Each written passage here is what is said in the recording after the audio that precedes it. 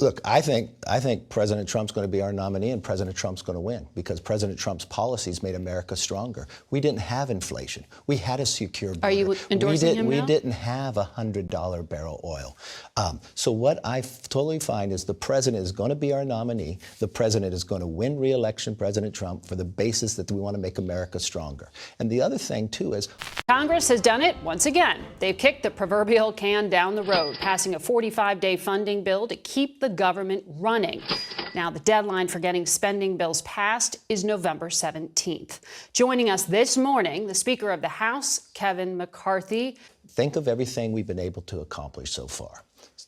Parents' Bill of Rights. We passed the most conservative bill to protect our border, make America energy independent. We've been able to cut $2 trillion in the debt ceiling, get work requirements back in. The hard part we have right now is the Senate has not passed one appropriation bill. Each body's supposed to pass 12. We've passed more than 70% of the discretionary spending already. The Democrats tried to do everything they can not to let it pass. They did Democrats were the ones who voted for this in a larger number than Republicans to keep the continuing resolution alive. Did you watch the floor yesterday? Oh, yes. Okay, 90 Republicans voted against it. Okay, so let's walk through what actually happened. First of all, the Democrats stood up and did dilatory actions, asked to adjourn. So was that supporting to adjourn? Then they used the magic minute. They went as far as pulling the fire alarm, not to try to get the bill to come up. Look, Democrats stick together, but they did not want the bill. They did not. They were willing to let government shut down for our military not to be paid. Because the House is doing their work. We've already done more than 70% of it. So compare this to the Senate. The Senate hasn't passed one bill. The Senate didn't pass anything about the shutdown. The Senate hasn't passed anything about securing the border. The Senate hasn't passed anything about $100 a barrel. The House hasn't passed anything about the border that could actually become law. Yes, we have. No. Not that could become law. That's your opinion. The House is its own body. The Senate is its own body. We're not going to surrender to the Senate. We pass what the American people want. Do you know the governor of Massachusetts has declared a state of emergency? This is one of the #1 crises as far from the border as you can see. This is killing Americans every single day. There was no border funding. Will you be able to bring a vote on Ukraine if the White House says that you are going to do this quickly? Look, the priority for me is America and our borders. What do you mean the border first? Because the White House briefed Congress that 45 days, they don't have enough money.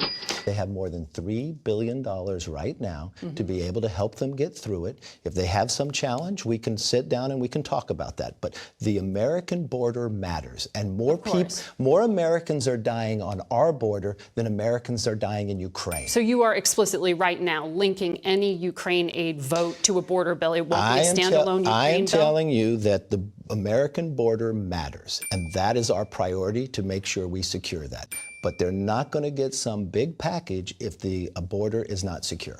The one thing the White House has to understand, they better be prepared to secure American border. What does that mean specifically? What are you looking for there? Well, the bill you think that won't go anywhere could easily do it, H.R. 2. Remain in Mexico, finish the wall. You've got to change asylum to be able to secure this border.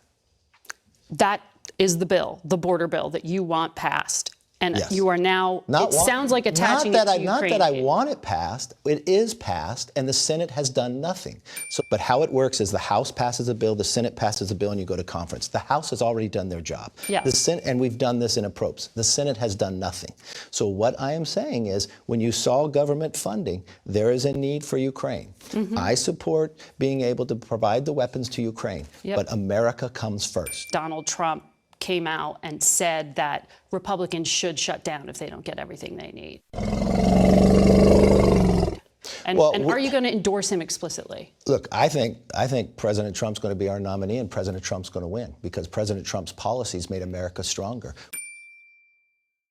We didn't have inflation. We had a secure border. Are you endorsing him now? We didn't have $100 barrel oil. So what I totally find is the president is going to be our nominee. The president is going to win re-election President Trump for the basis that we want to make America stronger.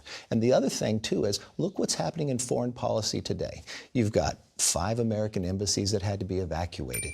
You've got this new axis of power growing against. You've got a challenge when our own allies are now turning towards China. It's a lack of leadership, not just in foreign policy, within our border and everywhere else. Let's go, Brandon. This president has been in elected office for 50 years. Do you know he has spent more dinners with Hunter Biden's business associates than he has visiting the border? Let's go, Brandon. I agree. Yeah, don't you think that's important then? One time in 50 years. Do you know how many people will die today from fentanyl coming across our border? It's a scourge. It's the equivalent of an airliner crashing every single day in America, and they refuse to even visit it or do something about it.